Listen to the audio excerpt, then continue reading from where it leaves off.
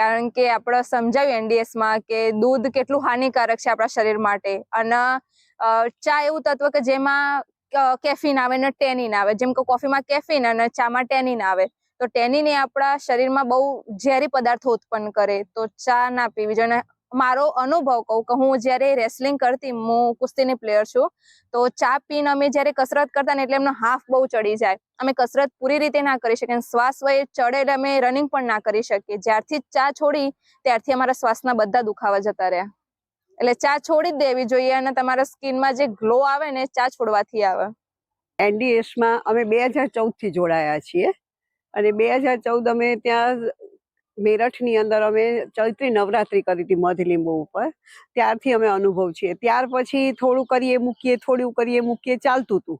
પણ હવે એમ થાય છે કે એ આપણે ખોટું કર્યું, જે કાંઈ કર્યું તે.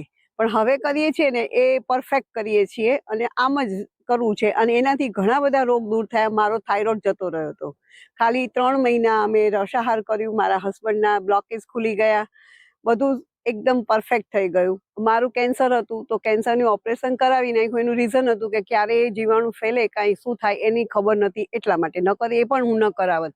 પણ મારે કેમો નથી લેવા, એ મારે પહેલેથી ફિક્સ હતું, અને મેં કેમો લીધા પણ નથી. હું 20 દિવસ મેં ખાલી રસાહાર ઉપર અત્યારે કરી લીધા છે. ત્યાં જ મને જે કાંઈ દુખાવા આ તે કાંઈ જે કાંઈ હતું બધું 20 જ દિવસની અંદર દૂર થઈ ગયું છે. નથી હું કોઈ મેડિસિન લેતી કે નથી હું કાંઈ ટ્રીટમેન્ટ લેતી, કશું જ નથી લેતી, અને લેવાની પણ નથી. કાયમ માટે અમે આ રીતે કાચા ઉપર જ રહેવાના છે. ને કાચું એ જ સાચું જે કહે છે સાહેબ, એ બરોબર પરફેક્ટ કહે છે. અને લીલો ગ્રીન જ્યુસ એ 3 મહિના 90 દિવસ છે ને એની જે સાયકલ છે એ અમે પૂરી કરીએ છીએ દર વખતે. જ્યારે પણ દર શિયાળામાં અમે દ્રાક્ષી શિબિર પણ કરીએ છીએ, અને ગ્રીન જ્યુસ ઉપર પણ અમે રહીએ છીએ. દ્રાક્ષના જ્યુસ ઉપર અમે 1 મહિનો રહી શકીએ છીએ બંને જણા.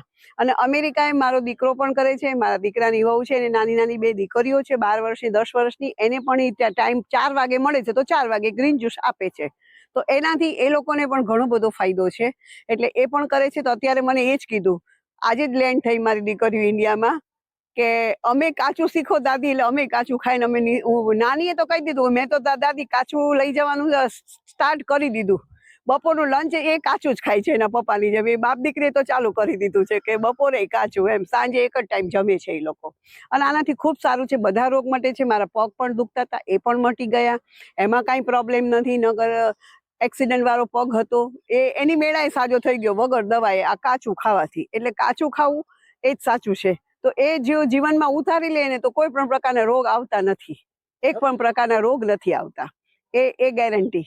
હા, કરીએ તો પૂરું કરવાનું, નકર પછી નહીં કરવાનું. કોઈ જબરજસ્તી તો કોઈ કરતું નથી આપણા ઉપર. જો કરીએ તો આપણા માટે જ કરીએ છીએ ને. અને ઘણા વર્ષ ખાઈ લીધું, હવે થોડું કાચું ખાઈએ તો મસ્ત બધું સરસ બને છે. ઘણી બધી વાનગી બને છે, કે નથી બનતી એવું તો છે નહીં. ઘણી બધી મીઠાઈ બને છે, ફરસાણ બને છે, બધું જ બને છે આની અંદર.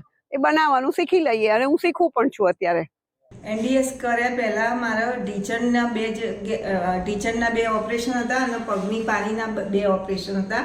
મારી બેબી પીડિયાટ્રિશિયન છે, તો એને પછી બીજે મેડિકલમાં સિવિલમાં અમદાવાદની એક્સરે ફોટા પડાયા, અને મને કહ્યું કે મમ્મી તારે 4 ઓપરેશન કરાવવા પડશે. પછી મને એમ થયું કે ના, હું પહેલાં શિબિર કરું. શિબિર મેં સપ્તેશ્વર 3 દિવસ અપડાઉન કરીને 3 દિવસની શિબિર કરી. શિબિર કર્યા પછી ઘેર આવીને મેં આ NDS ફોલો કરી. 7 મહિના સુધી ફોલો કમ્પ્લીટ કરી, તો મારે 2 ઢીંચણના અને 2 પગની પાનીના 4માંથી 1 પણ ઓપરેશન કરાવવા ના પડ્યા. અને આ ભોજન પ્રથા બહુ જ સારી છે. કોઈ પણ રોગ હોય તો એનાથી મટી જાય છે. આ ભોજન પ્રથા પ્રભુ પ્રાપ્તિને છે.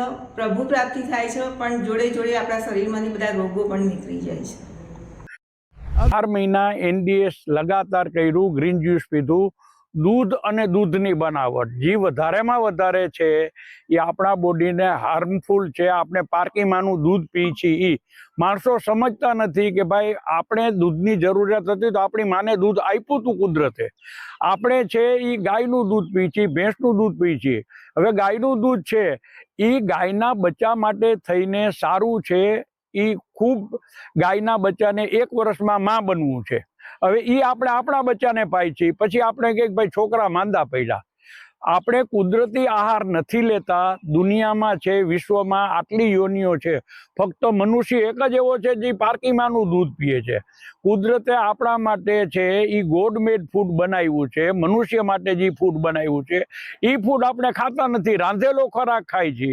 રાંધેલો ખોરાક ચૂલે ચડ્યું એટલે એનો પોતાનો છે એ જે કાંઈ ભાગ છે બધોય એ સત્વ બધા બની ગયા. બાયપાસ કર્યા વગર મારા બધા બ્લોકેજ છે એ ખુલી ગયા હતા. 3 મહિના પછી મેં સીટી એન્જિયોગ્રાફી કરાવ્યું. એમાં ડૉક્ટરોએ એમ કીધું કે ભાઈ તમારા છે એ કોઈ પણ બ્લોકેજ છે નહીં. પહેલાં મારું એક નળી છે એ મેઇન નળી છે એ 95% બ્લોક હતી, બીજી 83% બ્લોક હતી અને બીજી 78% બ્લોક હતી. તો એ ત્રણેય નળીઓ છે એ 4 મહિના મેં એનડીએસમાં રસાહાર ઉપર રહ્યો. એટલે વગર ઓપરેશને છે એ મારે ટોટલી મારું છે એ બોડી ક્લિયર થઈ ગયું અને એટેકનું બધું મારું છે એ પૂરું થઈ ગયું. એટલે એનડીએસનો આ મારો પોતાનો અનુભવ અને બેનિફિટ. મને શ્રી ચૌહાણ સાહેબનું પુસ્તક મારા હાથમાં, નિરાલી ભોજન પ્રથા મારા હાથમાં આવ્યું.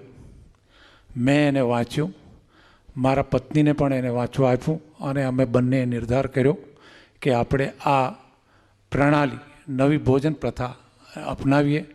અને અમે તાબડતોબ ત્યારથી જ નવી ભોજન પ્રથા અપનાવી લીધી અને અમને એના ચમત્કારિક પરિણામો મળ્યા છે. પહેલાં 10 દિવસમાં મેં મારી જે હું ગોળી લેતો હતો એક બંધ કરી, બીજા 10 દિવસ પછી બીજી ગોળી બંધ કરી.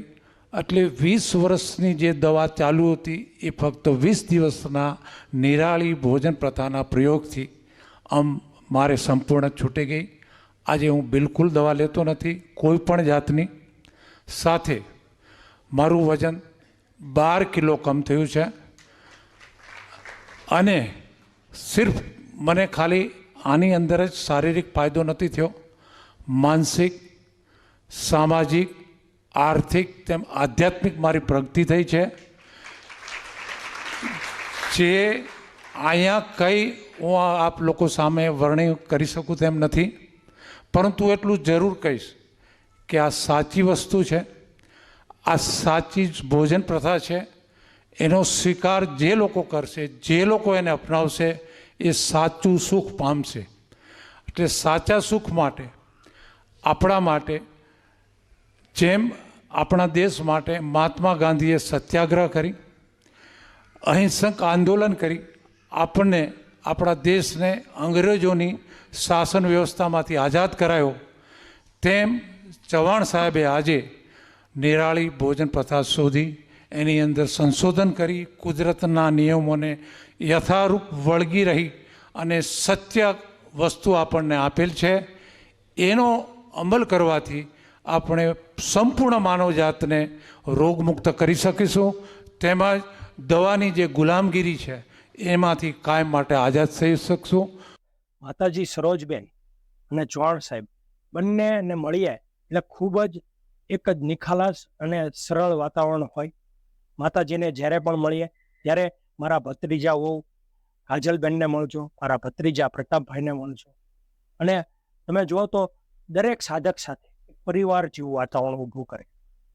ખૂબ જ હસમુખ અને રમૂજ વાતાવરણ ચૌહાણ સાહેબ દરેક સમયે શિબિરમાં ઊભું કરતા હોય છે. માતાજી સરોજબેન અને ચૌહાણ સાહેબ બંનેનું વ્યક્તિત્વ એક પ્રેમાળ વ્યક્તિત્વ, એક લાગણીસભર વ્યક્તિત્વ આપણે દરેક સમય જોઈ શકીએ છીએ.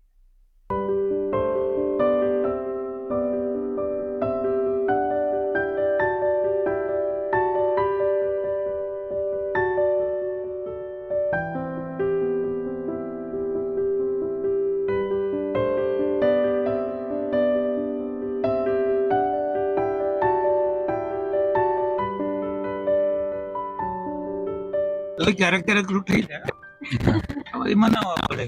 ગીત રૂઠે પિયા મનાવું કૈસે.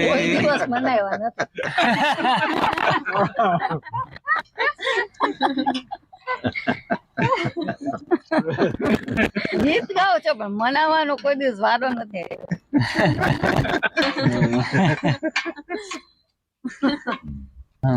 कि आने से उसके जाए बहार, जाने से उसके आए बहार, ऐसी मस्तानी है मेरी महबूबा, जिंदगानी है मेरी महबूबा। ઘણા બધા કહેતા હોય છે કે આપણા વ્રત અને તહેવારોમાં પણ ઉપવાસની વાત કરવામાં આવી છે, પરંતુ આપણે અપનાવીએ છીએ ખરા? પ્રોપર રીતે કરીએ છીએ ખરા? આપણે કઈ રીતે કરીએ છીએ? આપણે ફરસાણ અને ફરાળના નામે ઘણું બધું પધરાવીએ છીએ પેટમાં, અને પછી આપણા પેટની શું હાલત થાય છે? આ પ્રકારે આપણા ઉત્સવ ઉજવીએ તો આપણી શું હાલત થાય? તેના બદલે આપણે નિર્જળા ઉપવાસ અને ફળાહાર કરીએ તો ઘણો બધો લાભ થાય. બાકી આપણે ફક્ત ઉપવાસ અને એન્ટીફગીની વાત કરીએ, પરંતુ શું એન્ટીફગી એક્શન લે એવું કામ કરીએ છીએ? 1.5 મહિનામાં 15 કિલો વજન ઘટ્યું અને દૂધ બંધ કર્યું, દૂધ એનું વાંચ્યું ને ત્રીજે દી દૂધ બંધ કર્યું, ત્રીજે દી મને શ્વાસ ચડતો બંધ થઈ ગયો, છાતીમાં દુખાવો બંધ થયો, એસિડિટી દૂધનો પ્રભાવ. ત્રીજે દિવસે મને હા શ્વાસ ચડતો બંધ થઈ ગયો, બિલકુલ શ્વાસ નહીં, દુખાવો નહીં. રાતે એસિડિટી થઈને ઉઠી ઊભો થઈ જતો નીંદરમાં, એ બંધ થઈ ગયો અને આખી રાત સરખેથી નીંદર આવવા માંડી, કોઈ પણ જાતની તકલીફ વગર. અને ગોઠણનો દુખાવો મને અટાણે 70-80% ઓછો થઈ ગયો. નહીં તો 10 મીટર નહોતો ચાલી શકતો, એને બદલે માટે 150-200 મીટર ચાલીને આવ્યો તો એટલું પગ મંડાય છે, આરામથી અવાય છે. અને ધીરે ધીરે એ દુખાવો વહી જાય, મને પાકો વિશ્વાસ છે. પેન થવા લાગતું હતું કન્ટિન્યુઅસ કમ્પ્યુટરમાં બેસવાથી, એ વયું ગયું છે. અને સાથે જે મને સ્ટ્રેસ આવતો હતો કે મને આંખમાં સ્ટ્રેસ અને બર્નિંગ સેન્સેશન થઈ જતું હતું, બહુ નર્વસ છું બાપરે, તો એ પણ મારું વયું ગયું છે. ટીવી હું કન્ટિન્યુઅસ જોઈ શકું છું, એમાં તો મને વધારે મજા આવે છે. શેમ્પૂ ચેન્જ કર્યા કરતા હતા કે વાળ ઉતર્યા રાખે છે, તો હવે એ વાળ નથી ઉતરતા મારા. વાડે ઘડે હાથને જોયા કરું છું, મમ્મી કે હવે એટલું ના જોયા કરે હાથને, તો પણ મારા હાથ જે હવે પહેલાં એકદમ સફેદ લાગતા હતા, એવું લાગે કે કંઈ લોહી જ નથી, તો હવે એ પિંકિશ થવા લાગ્યા છે. એ બધા ફરક પડ્યા છે. અરે દાદાએ કીધું છે ને, કાચું એ સાચું, એટલે મારે પણ હવે કાચું જ ખાવાનું છે, કે મારે હવે જમવું નથી. તો એ રીતે હવે ટાળી રહ્યો છે ને હવે એ પણ જ્યુસ પીવા લાગ્યો છે. કોલ્ડ ડ્રિંકને છોડી દો અને તમે જ્યુસ પીવા લાગો, એમાં એટલી નિરાશ થાય, એટલી ઈચ્છા આપણને સામેથી મન થાય કે એક દિવસ ના પીવાયું હોય તો આપણને અધૂરું અધૂરું લાગશે મન, કે આજે કંઈ રહી ગયું છે પીવાનું. दोनों घुटने इतने पेन कर रहे थे. एक दिन हमारे वहाँ के ऑर्थो सर्जन के पास हम दोनों गए. उसने अलग अलग एंगल से हमारी नी का एक्सरे लिया और मेरे को बताया कि आज से कभी भी ज़मीन पे तो बैठना ही नहीं है, आप भूल जाओ. आपकी नी है वो दोनों जाली होने लगी है. मेरे को वो एक्सरे की फिल्म भी दिखाई गई. और जब तक आप सहन कर सकती हो तब तक दवाई से एक्सरसाइज से काम चलाओ. बाद में आपकी नौबत तो बच ही गई है जॉइंट रिप्लेसमेंट की. ऑपरेशन से आप क्या करोगे? तो उसने बोला मैं ये यहाँ चमड़ी काट के घरेड़ी को काट दूंगा. मैंने बोला बाद में, तो वो काट के रख दूंगा अंदर, और आपकी जो वेन पास हो रही है तो वो फ्री हो जाएगी, ब्लड सर्कुलेशन ठीक से पास होता रहेगा और आपको शायद दिक्कत नहीं आनी है. मेरे को शायद शब्द सुनना आज भी पसंद नहीं है, पहले भी पसंद नहीं था. जो होना है वो नक्कर बातें होनी चाहिए. कुछ डाउट्स वाली बात मेरे को जन्म से आज तक पसंद ही नहीं है. जब से मैंने शुरू की तब पहले हफ्ते में ही करीब फर्स्ट वीक या सेकंड वीक में तो मेरा पेन रिमूव हो रहा था, मैं ठीक से चल पा रही थी. और धीरे धीरे इतना ठीक होने लगा कि मेरे को पता भी नहीं चला कि पहले मेरे को दर्द होता था तो क्या होता था, कैसा होता था. इतनी मैं ठीक हो गई. ये तो ठीक है. मैंने 2 साल के बाद 3 बेस्ट ऑर्थो सर्जन के पास मैंने फिर से चेकअप करवाया. तीनों ऑर्थो सर्जन ने अलग अलग एंगल से 3-3 एक्सरे निकाला और मैंने देखा और डॉक्टर भी अचंभे में पड़ गए कि जो अगला एक्सरे नेट वाला था कहीं डैमेज दिखाई दे रहा था, तो उसके मुताबिक वो मेडिकल साइंस में तो उसकी कोई दवाई नहीं है। और ये जो एक्सरे का मेरा रिपोर्ट था वो 10 साल के बच्चे का कितना क्लियर होता है नहीं, बस ऐसा ही मेरा 9 की 9 एक्सरे ऐसी आई मेरी। बस मेरे को साहब से तब मिला, साहब से मैंने बात की, सरेंडर होना है, साहब से नहीं। साहब तो हम सबको बता रहे थे डोंट फॉलो मी, आप अपने इष्ट देव से स्मरण करके जुड़ जाओ, इसमें कोई शंका नहीं। जो खुद का रोग नहीं मिटा सकता ऐसे डॉक्टर से हम सरेंडर हो जाते हैं। भले साहब आप जो कहेंगे वो करेंगे, आप जो बोलेंगे वही करेंगे, वो खुद का रोग नहीं मिटा सकते तो आपका क्या मिटा पाएंगे। तो सरेंडर होके, भगवान से सरेंडर होके, भगवान की शरण स्वीकारने से हमारा कुछ भी अच्छा ही होता है। मैं एनडीएस જ્યારે ચાલુ કર્યું ત્યારે મારો ડાયાબિટીસ લગભગ 350 ઉપર રહેતો હતો, 350 400, અને લગભગ દિવસની 13 ગોળી ખાતો હતો અને 70 યુનિટ ઉજ્યો જે મોંઘું ઇન્જેક્શન આવે એવું 70 યુનિટ રોજનું લેતો હતો। 3 વર્ષ પહેલાં સિદ્ધપુર મુકામે જ્યારે આની શિબિર હતી ત્યારે એ શિબિર ફક્ત કેરીની શિબિર હતી, એટલે કેરી ઉપર જ રહેવાનું હતું। અને પહેલાં એવું હતું, માન્યતા મારા મગજમાં અથવા બધા એ રીતે કહેતા કે ભાઈ ડાયાબિટીસવાળાએ કેરી ખવાય નહીં, કેરી ખાશો તો ડાયાબિટીસ વધી જશે એમ। પરંતુ પહેલા જ દિવસે જ્યારે અમે ગયા અને જે પંડ્યા સાહેબ છે એમને વાત કરી કે ભાઈ તમારે આ બધી ગોળીને લઈને આવ્યા છો છોડી દેવી પડશે। એટલે મને લાગ્યું કે સાહેબ આ 13 ગોળીના 70 યુનિટ ઇન્જેક્શન છે હું છોડું તો મને કંઈક થઈ જશે અને તકલીફ તમને બી પડશે અને મને બી પડશે। એટલે પંડ્યા સાહેબ કે હું બેઠો છું, તમે ચિંતા ના કરો। તો એમને મારી જોડેથી બધી ટેબ્લેટ ને ઇન્સ્યુલિન ને બધું લઈને ત્યાં એમની જોડે રાખી લીધું અને એ દિવસે મેં 3-4 કેરી બપોરે ખાધી, 2-3 કેરી સાંજે ખાધી, પણ મને એમ તકલીફ લાગી નહીં। પણ માનસિક એવું શાંતિ હતી કે અહીંયા બધા બેઠા છે શિબિરના સંચાલકો એ છે એટલે આપણને ચિંતા નહીં।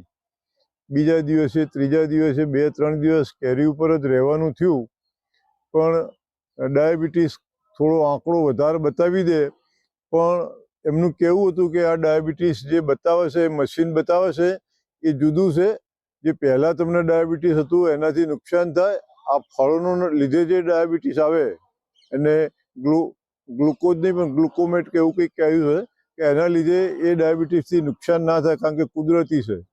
અને મેં જોયું કે એનાથી કંઈ નુકસાન ના થયું અને ખૂબ જ સારું ફિલિંગ થયું। પછી તો ઘરે આવી પણ મેં આખી સિઝન એટલે લગભગ 40-50 કિલો કેરી એ સિઝનમાં શિબિરથી આવ્યા પછી ખાઈ ગયો અને એ વરસ આખું અને એના પછી બીજું વરસ હું ફક્ત આ કાચો આહાર, રાંધ્યા વગરનો આહાર જ ખાધું। અને મને જે તકલીફ હતી, બીજી તકલીફો ડાયાબિટીસ તો ખરો જ, પણ હું ઊભો નહોતો રહી શકતો। 10 મિનિટથી મારે ઊભું રહેવું હોય તો હું ઊભો વાત ના કરી શકું। ટીચર હતો ત્યારે ભણાવવાનું પણ ઊભા મારે ના ભણાવી શકાય, થોડીક વાર થાય ને ટેબલ ઉપર બેસીને જ ભણાવતો, આવી મારી પરિસ્થિતિ હતી।